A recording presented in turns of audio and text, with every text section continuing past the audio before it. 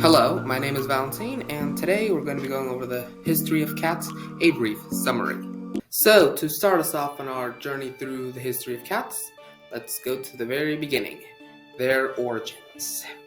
Now, the ancestors of all the cats in the world actually comes from a species known as the Felis sylvestris libica. I'm not sure on the pronunciations, so for now I'm just going to call them the Felis cats. And as you can see from the graph on the right hand side, up on the top, the general, I guess you can say, descendant of how the cats came to be, from the Felis cats is somewhat around there. That's kind of how it looks like when you compare, I guess, like an ancestral family chart of the cats. And talking about, on the ancestors of the cats, they actually originated from two places in the world. In the Neolithic period, the Felis cats were born or came about to be in the Fertile Crescent, so that would be modern-day Iraq, Syria, and those countries in that area. And the second place was during the Classical period in Egypt, where they were pretty much worshipped as divine beings, but that is a separate subject that we're not touching on today. And the whole reason cats actually started up like a relationship with humans in like regards to being the pet of a human was actually because of a compromise, or at least what I consider compromise, being the cats would deal with the pests because they get to eat, they get their food, they get some shelter, and in return, that's what the humans would be providing the cats, and in return they would be safeguarding the food and other supplies because during those times, there really weren't much pest control like, gear and all that we have nowadays, which, we use to take care of the cats. Not cats, the pests. My mistake. And a quick note is that the bottom on the right hand side on the bottom is the best picture that I could find of the Felis cats. But overall, that's the cats haven't really changed much from, during their ancestors' times to the modern times, so they look pretty similar to their ancestors, the only difference being they're just a bit more sociable. So that's, I guess you can say, the origin of cats. So, moving on from the origins of cats, let's take a look at a very summarized and brief look of the journey that cats went throughout the globe, throughout the different eras of the world. Now, to start on this voyage that cats undertook in order to spread around the globe was they were actually just dragged along by humanity. Meaning, whenever, a good example is whenever Columbus actually came over to the Americas, and started setting that up, he actually brought cats along with him, and because the cats were on the ship, he actually essentially started a cat population in the Americas, which over time in population growth ended up, making cats just be a rather large member of the community in the Americas. And that's kind of the same thing that happened with the rest. Because cats were useful to a bunch of merchants, travelers, etc. during just periods in history against, being useful protections against pests, from their supplies and food and whatnot, they actually was just kind of dragged along. It's like the merchants and people back then were like, hey, you cat, you're actually very useful for keeping my, food and other supplies safe from pests like rats and whatnot, so I'll make you a deal. You come along with me, you protect my food and supplies from pests, and I'll give you shelter and food.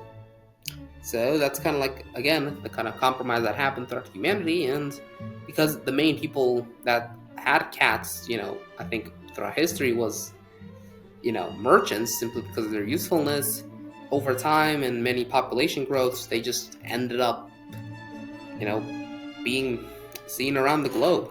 Although their origin point or birthplace was the Fertile Crescent and Egypt during the Neolithic period and Classical period, respectively.